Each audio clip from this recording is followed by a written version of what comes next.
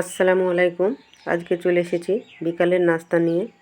এখানে আমি 250 গ্রাম আলু নিয়েছি। আলুটাকে সিদ্ধ করে নিয়েছি, ভালো করে হাতে মাখিয়ে নিয়েছি। এরপর এখানে লঙ্কা দিচ্ছি, পেঁয়াজ কুচি দিচ্ছি, আর ধনিয়া পাতা কুচি করে রেখেছি সেটা দিচ্ছি।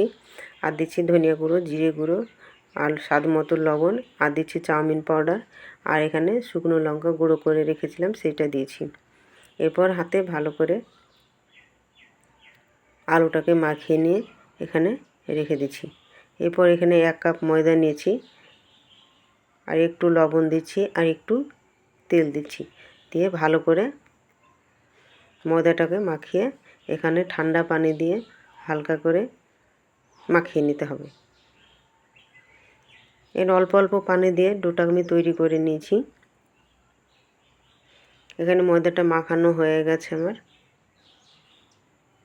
এরপর ময়দাটাকে ভালো করে মথে নিয়ে এখানে রুটির মতো একটা বেলে নেব আমি। এখানে রুটির মতো করে বেলে নিয়েছি। দেখুন, রুটিটা একটু পাতলা করে বেলতে হবে, কারণ রুটিটা এগরোলের মতন তৈরি হবে।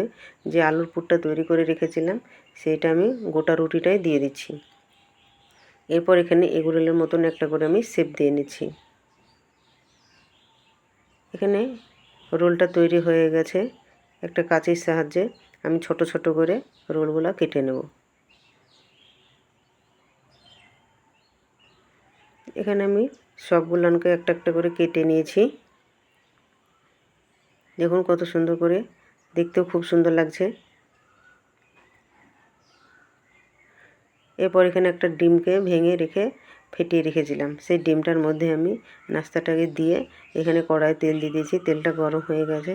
এরপর নাস্তাগুলো তুলে একটা একটা করে আমি এখানে দিয়ে দেবো, হালকা আঁচে ভেজে নেব।